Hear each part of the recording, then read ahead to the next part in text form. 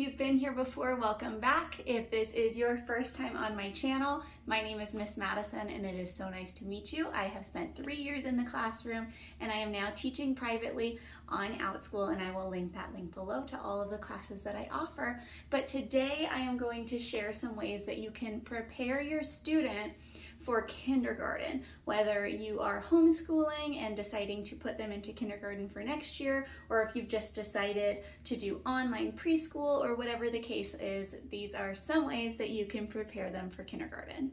This one sounds silly, but it actually is a real issue that's happening a lot this year, especially due to students spending extra time at home since the beginning of the COVID-19 pandemic. So what we're seeing this year as kindergartners are coming to school, having not gone to preschool, they are not responding to their first names as much because they've spent the last couple of years at home with their family members who call them by family nicknames and not names that they're wanting to go by at school. So there's a lot of confusion for students, and it makes it really hard for the teacher to then call their name and get their attention when it's necessary. So definitely practice using your student's first name or whatever name you're planning on having them called or spell at school. Number 2 is practicing letter names and sounds. So yes, of course, when your student enters kindergarten, if they're unable to name all of the letters or say all of the letters sounds, the teacher is definitely going to work on those things and is going to be reviewing those things for the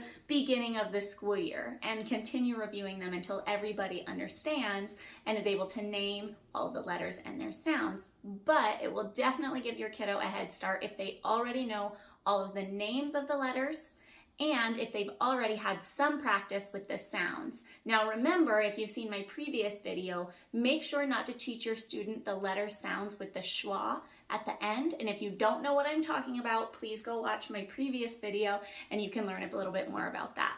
Number 3 is letting your student ask you for help when they need it or ask you for something that they want.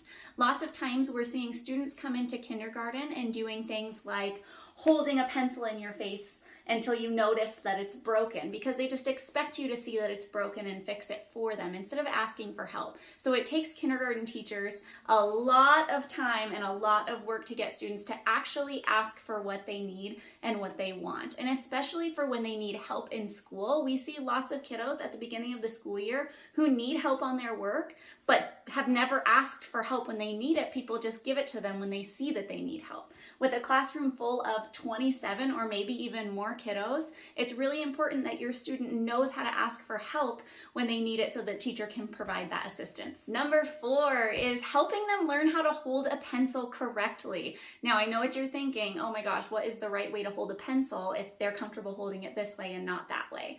Well, there is a correct way to hold a pencil, and it is the tripod grasp. I can show you right here with my whiteboard marker. It looks like this. And the reason that this is the correct grasp is because it allows the student to rest their hand on the table while they write. So it causes less fatigue and they're able to write longer. Now I have a couple tips and tricks that I use to help my students learn how to hold pencils correctly that I'd be happy to share with you guys. So if that's something you're interested in seeing, please leave comments below to let me know.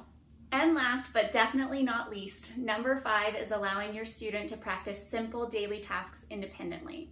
When I say simple daily tasks, I mean things like pulling their coat sleeves right side out before they put it on themselves, or zipping up their coat zipper, or putting their shoes on and opening a juice pouch. Now, these are all things that are way easier for adults to just do for students because it's faster and there won't be a mess and the kiddo won't get frustrated. But we have to remember that these are all skills that the kiddo is gonna have to learn eventually. And if they're not taught these skills at home with their families, then we have 27 kiddos or more thrown into a classroom with one adult, and none of them have ever practiced putting a coat on by themselves, or none of them have ever practiced opening a juice box. So now it's on that teacher to take all of this extra time to teach these life skills that could be focused on at home with just a little bit of patience and the willingness to let them struggle a little bit and learn the skills independently. If we were able to do that at home, the teacher would be able to just focus on mainly those academic skills and relationship building at school. Now, I know that was a lot of information, but I really hope that you did find it useful, or if you know somebody who could find it useful, that you share it with them, and make sure to hit subscribe so you can be here when my next videos pop up to give you some more tips and tricks for parents and teachers about how to get your kiddos ready for school.